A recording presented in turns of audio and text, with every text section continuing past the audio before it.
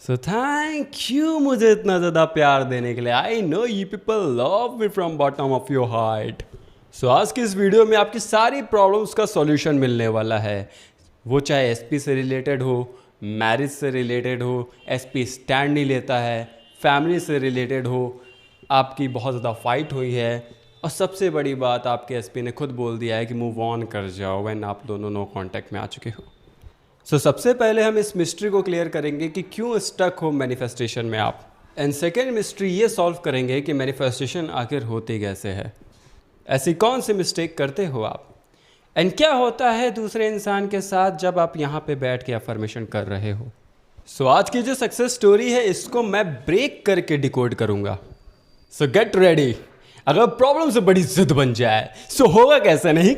Hello हर्ष भैया, मेरी एक सक्सेस स्टोरी है जो बहुत ही प्यारी है, तो मैं आपसे ये शेयर करना चाहती हूँ और मैं आपसे रिक्वेस्ट करती हूँ कि आप प्लीज़ मेरी इस स्टोरी को अपने यूट्यूब चैनल पर शेयर ज़रूर करिएगा, ताकि वो लोग मोटिवेट हो सके जिन्हें इस वीडियो की बहुत ज़्यादा ही ज़रूरत है। तो मैंने अपना इस पे मैनिफेस्ट किया है। वैसे तो मैंने बहुत सारी चीज़ें मैनिफेस्ट की हुई हैं, बट मेरे लिए सबसे बड़ा एक्सपीरियंस रहा अपने एसपी को मैनिफेस्ट करना। मैं और मेरी एसपी एक दूसरे से 9-10 मंथ से रिलेशनशिप में थे, बट धीरे धीरे पता नहीं कैसे उसका बिहेवियर चेंज होने लगा। 5-6 मंथ्स में ही वो बहुत ज़्यादा इग्नोर करने लगा, टाइम नहीं देता था और ऐसी सारी चीज़ें होने लगी। उसके बाद तब भी हम थोड़ा एडजस्ट करके, हम लड़ाई भी बहुत ज़्यादा होने लगी थी, लेकिन हम एडजस्ट करके रह रहे थे साथ में। बट धीरे धीरे पता नहीं कैसे डिस्टेंस बस बढ़ता ही चला गया। और मैं आपकी वीडियोस देख रही थी, पहले से ही मैं जानती थी। तो उसके बाद क्या हुआ कि अभी कुछ 1-आध महीने पहले हमारे बीच में बहुत ज़्यादा लड़ाई हुई, कुछ पैसों को लेकर और कुछ कंपैटिबिलिटी को भी लेकर, जिसकी वजह से हम दोनों एक दूसरे से काफ़ी दिनों तक बात नहीं किए। उसके बाद मैं और वो बहुत ज़्यादा लड़ाई करते थे, बट पता नहीं कैसे वो उसका बिहेवियर चेंज होने लगा। मैंने जब भी कहा कि तुम स्टैंड लेना शादी के लिए, हमारे कास्ट एक ही है, कोई प्रॉब्लम नहीं थी, बट पता नहीं कैसे उसका बिहेवियर शादी को लेके चेंज होने लगा। उसने कहा कि मैं स्टैंड नहीं ले पाऊँगा, मेरे घर वाले बहुत ज़्यादा रूड हैं, और ये सारी बातें करने लगा। उसके बाद हमारे बीच में कंपैटिबिलिटी थोड़ा सा इशू है। मैं थोड़ा सा इमोशनल हूँ और वो बहुत ज़्यादा ही लॉजिकल है, तो वो मुझे समझ नहीं पाता था और मैं उसे एक्सप्लेन नहीं कर पाती थी कि मैं क्या फ़ील कर रही हूँ। बट फिर धीरे धीरे हमारे बीच में गैप बढ़ता चला गया और उसने एक दिन ये कह दिया कि हम दोनों अलग हो जाते हैं, हम दोनों साथ नहीं रह पाएंगे, तुम अपनी लाइफ में मूव ऑन कर लो, लाइफ में खुश रहो और अपनी लाइफ को अच्छे से जियो और मुझे भूल जाओ, ताकि जब भी तुम्हारी शादी हो 1-2 साल बाद, ताकि तुम तब तक मूव ऑन हो चुकी हो और मुझे भूल चुकी हो, ठीक है। किसी ने बोला है मूव ऑन कर लो, शायद तक भूल जाओगे। तो कि मुझे टाइम नहीं देता था, तो इस रीज़न से देता था। आप मन ही मन उससे लड़ते हो, आप ओवर थिंकिंग करना स्टार्ट कर देते हो और मन ही मन ना जाने कौन कौन सी कहानी बनाना स्टार्ट कर देते हो। अगर आप देखोगे सिचुएशन को इनकी, तो एसपी इनसे भी लड़ता था, इन दोनों की लड़ाई होती थी। एसपी स्टैंड नहीं लेता था, जो कि आप भी बोलते हो एसपी स्टैंड नहीं लेता है। हम यहाँ इन जनरल बता रहे हैं, हो सकता है आपकी सिचुएशन कुछ अलग हो, लेकिन सम वॉट इसी से मैच करती होगी, और आप इन सारी बातों को अपने मन के अंदर घुमाते रहते हो। पास्ट में उसने क्या किया था, पास्ट की जितनी बातें हैं आप याद करते रहते हो। पहले बहुत अच्छा था, हमारी लड़ाई होती थी, वो बहुत रूड बिहेव करता है, मेरा कॉल कट कर देता है, जो भी आपकी पर्सनल सिचुएशंस हो सकती हैं आप खुद नोटिस करो, इनके साथ भी समवॉट ऐसी होती थी ना। बट यहाँ पे प्रॉब्लम क्या होती है, आप जैसे ही ऐसा करते हो ना कि अरे उसने ऐसा बोल दिया, ठीक है ना, एक शॉकिंग एक्सप्रेशन देते हो, एंड उसके बाद जब ओवर थिंकिंग करते हो तो वो मेमोरी जाके आपके एपिसोडिक मेमोरी में सेव हो जाती है, और जितना ज़्यादा आप सोचते हो वो और भी ज़्यादा डीप होती चली जाती है मेमोरी, और फिर जाके आप इसी लूप में फंस जाते हो। अपने पास्ट की बातें याद करते रहते हो, वही बोला करते हो, और सॉल्यूशन ढूंढने के चक्कर में इस लूप को आप इतना प्रायोरिटी देते हो, इतना रिपीट करते हो पास्ट को कि आपका ब्रेन पास्ट में ही अटक जाता है। मीन्स ब्रेन की हैबिट डेवलप हो जाती है पास्ट रिपीट करने की। और स्टार्ट कैसे हुई? आपने की। तो अब जब भी आप कोई भी पॉजिटिव अफर्मेशन करते हो तो ब्रेन पास्ट में ही अटका रहता है। एंड रिसर्च के अकॉर्डिंग ये फाइंडिंग्स निकल के आई हैं कि आपका ब्रेन पास्ट, प्रेजेंट, फ्यूचर नहीं जानता। चाहे वो पास्ट की मेमोरी हो, चाहे वो फ्यूचर की मेमोरी हो, रिएक्शन वो सेम ही देगा। जैसे ही मेमोरी को याद आएगी, ब्रेन का automatically sympathetic nervous system activate हो जाता है और इंस्टेंटली आपके सामने इल्यूजन आता है और आप डरने लगते हो। फियर तुरंत आता है आपको। मतलब आपका ब्रेन डेविल के जैसे काम करने लगता है आपके लिए। यहाँ पे समझे ना, ब्रेन को पास्ट, फ्यूचर, प्रेजेंट नहीं पता। ब्रेन रिएक्शन सेम ही दे रहा है। आपका फिजियोलॉजिकल सिस्टम सेम ही टाइप से एक्ट कर रहा है। एंड अधिकतर लोग इस बात को जानते हुए भी वो अपने पास्ट को छोड़ते नहीं हैं, उसको सीने से लगा के रखते हैं। छोड़ना ही नहीं है उसे। क्यों? पास्ट में वो बहुत अच्छे से बिहेव करता था, वो मुझसे बात नहीं करता था, इसका मतलब ये तो नहीं है कि वो किसी और को पसंद करने लगा था, उसकी लाइफ में कोई थर्ड पार्टी तो नहीं है। ओवर थिंकिंग करते रहते हो। एक तो खुद से जो हो रही है सो हो रही है, अपनी तरफ से आप खुद बोल रहे हो, खुद लिख रहे हो, खुद ही अपनी लाइफ में गड्ढा खोद रहे हो, सब कुछ जानते हुए भी। अब अगर हैबिट डेवलप हुई है तो हैबिट को चेंज किया जा सकता है। इन्होंने क्या किया, ये डेस्परेट नहीं हुई, इनके ब्रेन में वो मेमोरी सेव ही नहीं हुई, सो इनको इतना प्रॉब्लम हुआ ही नहीं। लेकिन अगर ये डर गए होते और उसको बहुत बड़ा मान लिया होता और इन्होंने ओवर थिंकिंग की होती और ये पास्ट की मेमोरी को बार बार सोच रही होती, तो ये भी आज पास्ट में ही स्टक होती। बट यहाँ पे एक चीज़ नोटिस करना, इन्होंने इम्पल्सिव डिसीजन नहीं लिया, मन में शांति थी। इन्होंने क्या सोचा, महीने 3 महीने लग जाएंगे मैनिफेस्ट होने में। अब यहाँ पे रेजिस्टेंस नहीं आया, इसीलिए इन्होंने बहुत आसानी से 14-15 दिन के अंदर मैनिफेस्ट कर लिया अपने एसपी को। आपको इनके माइंडसेट में आने के लिए आपको करना पड़ेगा मेडिटेशन, क्योंकि ये जो आपका मंकी माइंड है ना, जब तक ये शांत नहीं होगा ये पास्ट से छूट नहीं पाएगा। और मल्टीपल रियलिटीज़ में से एक रियलिटी वो भी है जो आप अभी जी रहे हो, मतलब पास्ट। अब ब्रेन को थोड़ी ना पता ये पास्ट है, ब्रेन पास्ट को प्रेजेंट मान के जी रहा है, क्योंकि मल्टीपल रियलिटीज़ है ना, एक तो नहीं है। उसको पास्ट भी प्रेजेंट ही लग रहा है, वो उसी में जी रहा है। जैसे मैं बोलता हूँ ना, कोई भी रियलिटी आप चूज़ कर सकते हो, गॉट इट। तो सबसे पहले आपका मन शांत होगा, उसके बाद ब्रेन इस स्टेट में आ जाएगा।